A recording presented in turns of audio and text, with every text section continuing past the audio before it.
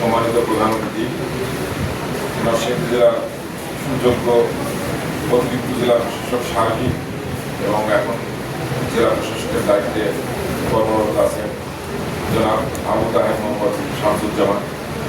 বিশেষ অতিথি হিসেবে উপস্থিত আছেন নরসিংদী জেলার সুযোগ্য সিভিল সার্জন, সুবক্তাও বটে এবং উনি অনেক পরিচিত মুখ নরসিংদী জেলাবাসীর কাছে ওনার সেবা প্রদানের মাধ্যমে জনাব ডাক্তার সৈয়দ মোহাম্মদ আমিরুল হক।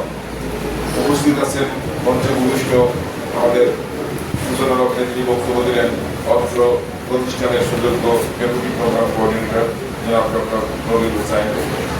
সামনে ভূমিষ্ঠ সরকারি দপ্তরের কর্মকর্তাবৃন্দ, এই অফিসের কর্মকর্তা কর্মচারীবৃন্দ এবং যাদের জন্য আজকের এই অনুষ্ঠান প্রাণপ্রিয় প্রশিক্ষণার্থী এবং যুব ভাই বোনেরা, উপস্থিত সাংবাদিক ভাই বোনেরা, আসসালামু আলাইকুম।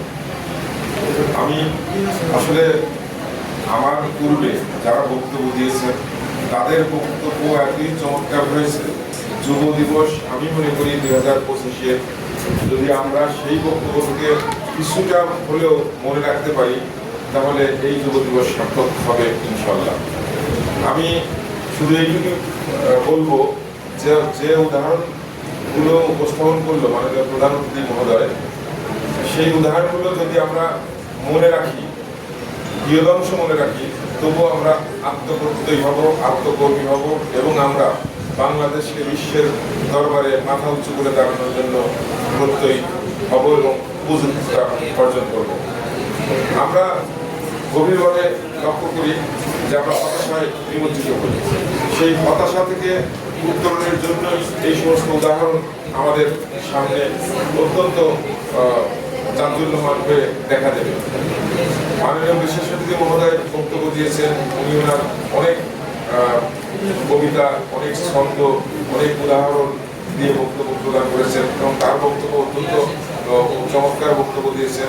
আমি আজকের এই অনুষ্ঠানে সকলের উপস্থিতিকে স্বাগত জানাই এবং ধন্যবাদ জানাই, কৃতজ্ঞতা জানাই যে আপনারা এত কষ্ট করে এই মাছের পোনা অবমুক্তকরণের সহযোগিতা করেছেন। মৎস্য অধিদপ্তর তাদেরকেও ধন্যবাদ জানাই এবং আমরা বৃক্ষরোপণ করলাম। আমরা শুধু রোপণই না, আমরা কিন্তু বৃক্ষ সংরক্ষণও করি। ইতিপূর্বে যখন জুলাইতে 24 গত বছরের জাতীয় যুব দিবসের আমরা 24টি বৃক্ষ চারা রোপণ করেছি এবং মাননীয় জেলা প্রশাসক মহোদয় রোপণ করেছেন। সেগুলো আমরা এখনো সংরক্ষণ করছি এবং আমাদের এই ক্যাম্পাসে সেগুলো এখনো সতেজ আছে, জীবিত আছে। সবার কাছে আমি অনুরোধ করব, যারা যে উদ্দেশ্য নিয়ে এই প্রশিক্ষণ সেন্টারে আসেন সেই উদ্দেশ্যেই আপনারা অর্জনের জন্য, সফলতা পাওয়ার জন্য আপনারা বেরিয়ে যাবেন। যদি আমার